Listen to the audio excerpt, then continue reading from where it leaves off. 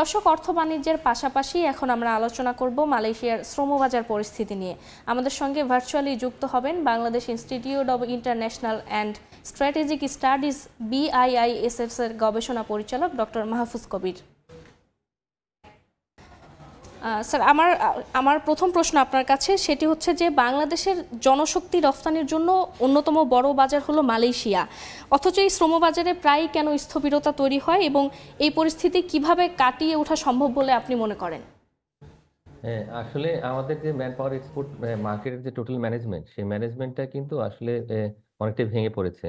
এবং এখানে যে অসংখ্য এরকম রিক্রুটিং এজেন্সি এবং দেখা যাচ্ছে কি যে তাদের রেগুলেশনটা ওরকম ক্লিয়ার না। এবং এর সঙ্গে যেটা হয়েছিল যে বিগত সরকারের আমলে কিন্তু এই মন্ত্রী এমপি সহ অনেকেই প্রভাবশালী তারা যুক্ত হয়েছিলেন এবং এবং একই সঙ্গে যে মালয়েশিয়ার যে কাউন্টার পার্ট তাদের সঙ্গে কিন্তু কোঅর্ডিনেশনটা ঠিক মতো হয়নি। মে মাসে যে ঘটনাটা ঘটলো, আমরা আশা করছিলাম যে ওই সময়টাতে ঠিক মতো হয়তো পুরো বিষয়টা ম্যানেজ করা যাবে, কিন্তু এরপরে ওই সময় আসলে যদি আমরা বিএমইটির স্ট্যাটিস্টিক্স দেখি তাহলে প্রায় 48,000-এর মতো মানুষ কিন্তু গিয়েছিলেন তখন। কিন্তু এরপরে কিন্তু দেখা যাচ্ছে কোনো কোনো মাসে 150, ইভেন 10, 11, 200 এরকম করে যাচ্ছে এবং নভেম্বর পর্যন্ত কিন্তু একেবারে স্থবির পরিস্থিতি। অথচ অন্যান্য মার্কেটে কিন্তু আমরা ভালো করছি, ঠিক মতো যাচ্ছি, কিন্তু এই মার্কেটটা একেবারে একটা সর্বগ্রাসী লোভের একটা জায়গা পরিণত হয়েছে। এবং আলটিমেটলি এরপরে আসলে এই যে অন্তর্বর্তী সরকার তারা বিভিন্ন রকমের সংস্কার করছেন বা যে আলাপ আলোচনাটা চলছে, কিন্তু আসলে কার্যকরী কোনো ব্যবস্থা নেওয়া ইতিমধ্যে হয়নি আর কি এখনো পর্যন্ত। তো এই কারণে কিন্তু আসলে ওই ঠিক মতো আসলে আমরা এই মার্কেটটার যে অপরচুনিটি বা পটেনশিয়াল সেটাকে এক্সপ্লোর করতে পারছি না। এখন এটার জন্য আসলে যে কাজটা করতে হয় প্রথমত হচ্ছে যে তাদের সঙ্গে এটা ইফেক্টিভ কমিউনিকেশন আসলে এস্টাবলিশ করা। বাংলাদেশে যে মালয়েশিয়ার যে রাষ্ট্রদূত তার সঙ্গে বসে মানে আমরা তো বিভিন্ন রকমের কথাবার্তা বলি, কিন্তু এই জায়গাটা যে সবচেয়ে বড় জায়গা বাংলাদেশের স্বার্থের, তো সেই বিষয়টা একটু পরিষ্কার করে বলতে হবে এবং কত দ্রুত সম্ভব একটা টাইমলাইন যদি সেট করতে পারি আমরা, যে তাদের দিক থেকে এটা বলা হোক যে আমরা এই পুরো যে ডেডলকটা তৈরি হয়েছে সেটা কবে নাগাদ এটা সমাধান বা সুরাহা করতে পারবো। তা আমি মনে করি যে ডিপ্লোম্যাটিক চ্যানেলটা সবচেয়ে ইফেক্টিভ জায়গা, যেটার মাধ্যমে আসলে সরকার এই সমস্যাটা খুব দ্রুত সমাধান করতে পারে। এর পাশাপাশি যারা এর সঙ্গে জড়িত ছিল মানে বাংলাদেশের সাইড থেকে, তো তাদের বিরুদ্ধে তো কোনো দৃষ্টান্তমূলক শাস্তির ব্যবস্থা গ্রহণ করা হয়নি। তো এবং এই কারণে কিন্তু তারাও পার পেয়ে যাচ্ছে এবং তারা মনে করছে যে না, আমরা যে কোনো কিছু করেই আসলে পার পেয়ে যেতে পারি। তো আমি মনে করি যে এদের বিরুদ্ধে একটা অন্তত কোনো প্রশাসনিক ব্যবস্থা যদি নেওয়া প্রক্রিয়া শুরু করি, তাহলে সেই জি ক্ষেত্রে কিন্তু মালয়েশিয়ার কাউন্টার পার্ট তারাও কিন্তু বুঝতে পারবেন, জানতে পারবেন যে না কিছু হচ্ছে। স্যার, আমার দ্বিতীয় প্রশ্নটি হচ্ছে যে মালয়েশিয়া যেতে যেখানে 80,000 টাকার খরচ হওয়ার কথা, সেখানে 5 থেকে 6 লাখ টাকা লাগছে এবং আপনি কিছুক্ষণ আগে যেটি বলছিলেন, কারণ কি এটি নাকি আরও কোনো কারণ আছে এই যে ব্যয় বেশি, এই কারণ কি? না, ব্যয় বেশি হওয়াটা কিন্তু খুবই দুঃখজনক এবং এখানে কিন্তু বাংলাদেশের যে প্রবাসী যে কর্মসংস্থানের যে আইনটি রয়েছে, তো সেই আইনের পরিপন্থী এবং একই সঙ্গে যে ইন্টারন্যাশনাল যে কনভেনশনগুলো আছে, বিশেষ করে যে আমাদের কম্প্যাক্ট, সেই গ্লোবাল কম্প্যাক্ট অনুযায়ী কিন্তু সেটা একটা ব্যত্যয়। তো এই আমাদের পার্শ্ববর্তী যে দেশগুলো রয়েছে, বিশেষ করে ভারত, নেপাল, পাকিস্তান, তাদের তো এত খরচ লাগে না। বাংলাদেশের খরচের যে 4-5 ভাগ কমে তারা যেতে পারছেন এখানে এবং তারা ভালো কাজ করছেন। মানে একদিকে মাইগ্রেশনের কষ্ট অনেক হাই, অন্যদিকে কিন্তু ওইখানকার যে ম্যানেজমেন্ট সেটাও কিন্তু ভালো নয়। অনেক সময় দেখা যায় যে তারা যাচ্ছেন ঠিকই, কিন্তু আলটিমেটলি তারা অনেক সময় একটা বড় রকমের সমস্যার মধ্যে পড়ছেন, ঠিক মতো কাজ পাচ্ছেন না।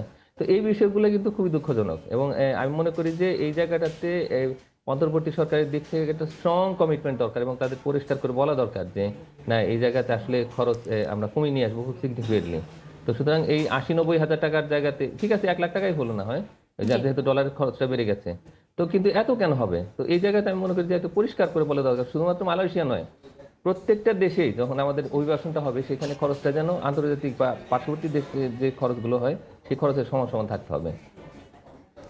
জি, আমার পরের প্রশ্নটি হচ্ছে যে দেশের অর্থনীতির অন্যতম শক্তি আমরা জানি যে প্রবাসীদের পাঠানো রেমিটেন্স, তো সেক্ষেত্রে কর্মী পাঠানোর খরচ কমাতে পারলে কি রেমিটেন্স প্রবাহ বাড়বে কিনা, এটি কেমন অবশ্যই দেখছেন? অবশ্যই, কারণ হচ্ছে কি যে এই যারা যাচ্ছেন বিশেষ করে মালয়েশিয়া সহ অন্যান্য জায়গাতে, তো তারা কিন্তু বিপুল পরিমাণে আসলে ধার দেনা করে যাচ্ছেন এবং দেখা যাচ্ছে কি যে ওই টাকা মানে ধারের টাকা খরচ মানে তুলে আনতে আনতে কিন্তু অনেকটাই তাদেরকে আসলে এই মানে পুরা যে এক্সপেন্ডিচার বিয়ার করতে হচ্ছে, যার ফলে কিন্তু তারা যেটা করছেন সেটা হচ্ছে যে কোনো ধরনের কাজে তারা নিযুক্ত হচ্ছেন।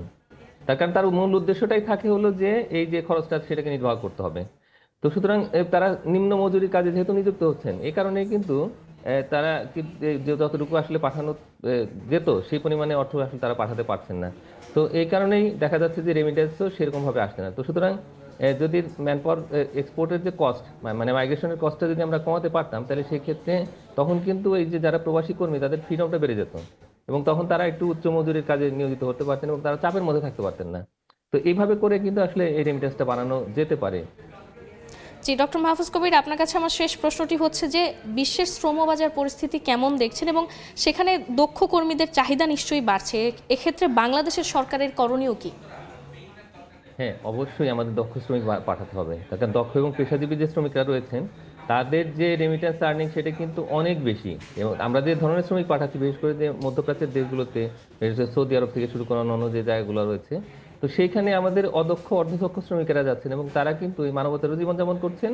তারা সেরকম করে কিন্তু এই রেমিটেন্স আর্নও করতে পারছেন না। এবং তো এর ফলে আমাদের যতটুকু রেমিটেন্স পাঠানো সম্ভব ছিল বাংলাদেশে, তো সেই পরিমাণ তারা পাঠাতে পারছেন না। এখন দক্ষ শ্রমিকরা কিন্তু তার 5 থেকে 10 গুণ বেশি আয় করেন। তো এখন সেই কারণে কিন্তু ওই শ্রমিকেরা আমাদের পার্শ্ববর্তী দেশগুলোতে কিন্তু অনেক বেশি পরিমাণে রেমিটেন্স পাঠাচ্ছেন, পাকিস্তান বেশি রেমিটেন্স পাচ্ছে। তো আমরা কেন পাচ্ছি না এক পরিমাণে শ্রমিক হয়েও? তো সুতরাং এই জায়গাগুলোতে আমাদের একটু নজর দিতে হবে এবং অবশ্যই দেশের ভিতরে ক্যাপাসিটি বাড়াতে হবে। দেশের যে দক্ষতা বৃদ্ধির জন্য যে সমস্ত ইনস্টিটিউশনগুলো আছে তাদের ক্যাপাসিটিটা বাড়াতে হবে। তো এইভাবে করে আমরা দক্ষ শ্রমিক যদি পাঠাতে পারি বাইরে, তাহলে সেক্ষেত্রে অবশ্যই আমাদের রেমিটেন্সটা বাড়বে। ডক্টর মাহফুজ কবির, আমার পরের প্রশ্নটি হচ্ছে যে আপনি যেমনটি বলছেন দক্ষতা বাড়ানোর জন্য যে বিভিন্ন ইনস্টিটিউট রয়েছে, মানে তাদের এখন করণীয় কি, বা তাদের কিভাবে কার্যকারিতা আরও বাড়ানো যায়, সেক্ষেত্রে সরকার বা হ্যাঁ, অন্য কোনো সংস্থার কোনো ভূমিকা রাখতে পারবে কিনা? হ্যাঁ, সরকারের দিক থেকে তো অবশ্যই সেখানে ফ্যাসিলিটেট করা দরকার, কারণ আমাদের যে বিএমইটির যে ট্রেনিং ইনস্টিটিউটগুলো আছে সেগুলো আসলে গ্লোবাল যে এমপ্লয়মেন্ট মার্কেট, সেই মার্কেটে আসলে সার্ভিস দেওয়ার মতো অবস্থাতে নাই। তারা পুরনো সমস্ত মেশিন দিয়ে, তাদের পুরনো প্রশিক্ষক দিয়ে কাজ করছেন এবং প্রশিক্ষকদের যোগ্যতা দক্ষতা নিয়ে যথেষ্ট সন্দেহ রয়েছে। আমি মনে করি যে এখানে প্রাইভেট সেক্টরের একটা বড় রোল রয়েছে। তারা যদি এখানে নতুন নতুন ট্রেনিং ইনস্টিটিউট তৈরি করতে পারে, বিশেষ করে গ্লোবাল মার্কেট বুঝে দক্ষ শ্রমিকের কোথায় কোন চাহিদা রয়েছে, এবং নতুন নতুন মেশিন, তারপরে দক্ষ ট্রেনার, তাদের দিয়ে যদি এই প্রশিক্ষণটা দেওয়া হয়, তাহলে সেক্ষেত্রে সার্টিফিকেশনটাও যেমন ইজি হবে, তখন কিন্তু বাংলাদেশের একটা ইমেজটাও বেড়ে যাবে যে না, বাংলাদেশের প্রাইভেট সেক্টর তারা বুঝতে পারছে মার্কেটের রেসপন্স কি। তো সেই অনুযায়ী কিন্তু তখন শ্রমিকেরা তো বিভিন্ন দেশের বিভিন্ন রকমের পেশা নিয়োজিত হতে পারবেন। তো এইভাবে করে মার্কেট বুঝে, মার্কেটের রিকোয়ারমেন্ট বুঝে যদি প্রাইভেট সেক্টর এগিয়ে আসে, তাহলে আমি মনে করি যে একটা ভালো ট্রেনিং ইনস্টিটিউটের মাধ্যমে অনেক দক্ষ শ্রমিক তৈরি করা সম্ভব। ধন্যবাদ ডক্টর মাহফুজ কবির আমাদের সঙ্গে যুক্ত হওয়ার জন্য। ধন্যবাদ। মালয়েশিয়া বাংলাদেশের শ্রমবাজার নিয়ে আমাদের সঙ্গে এই সময়ের বাণিজ্যে যুক্ত ছিলেন ডক্টর মাহফুজ কবির।